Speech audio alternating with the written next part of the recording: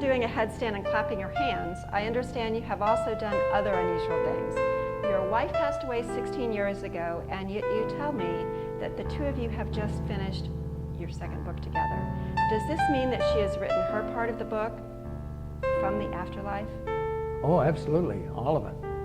All of the parts of her book. Now, what I do in the book is that I put all of what she has written in bold type, and I put what I've written in just regular type, so you can easily tell who's saying what. What are the book's titles, and what are they about?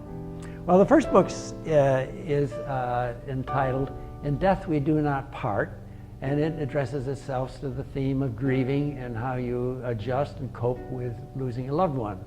The second book is called "An Afterlife View of Our World," and its main topic is understanding God's world and the laws that govern it. And if we understand this properly, we'll be able to live a much more fulfilled life, not only here on our earth life, but also in our afterlife. How do you know the material that you're receiving is from your wife?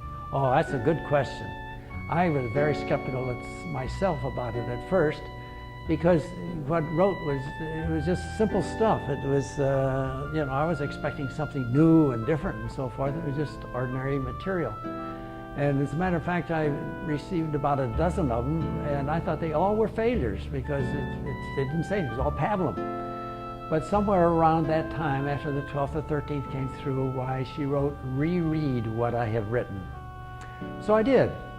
And even though the content was still kind of boring, I have to tell you that I realized that all of these were very well organized. They started out with first what I'm going to talk about, talking about it, and then summarizing with what I did talk about, just like you're taught in rhetoric class in the old days or in speech class in the modern days. And it was really wonderful to find out that this was a way that we could communicate. But the thing that happened after reading that is that I realized that I had not organized it. Somebody else had organized it, because I know very well I didn't. But then, so I was convinced there was some other voice coming, but I, of course, didn't know whether it was Gail or not. And so I want to tell you the story of how that came about, that I was really convinced it was Gail, because I was writing along, and she said, "You know the golden rule, do unto others as you'd have others do unto you." And she says, there's a weakness to that, and that is some people don't like to be treated the same way that other people like to be treated.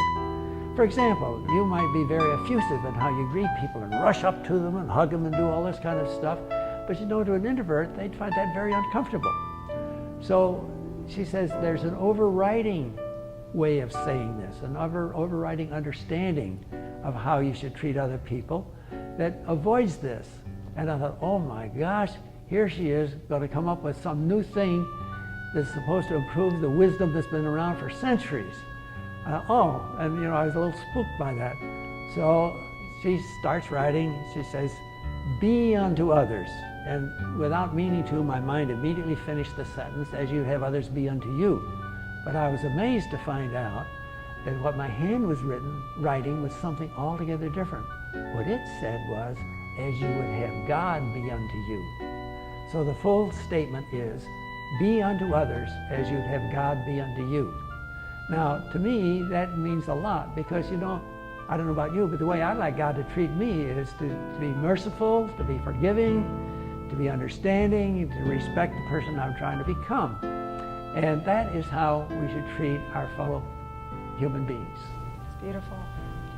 Where can I learn more about these books and where to buy them?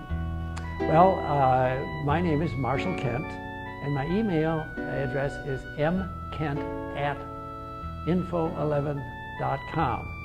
I'll send you an order form, and on the order form is a space where you can tell me how you would like me to sign the book. The book's also available at amazon.com. Thank you, Marshall. Keep it up. Oh, thank you, Sandy.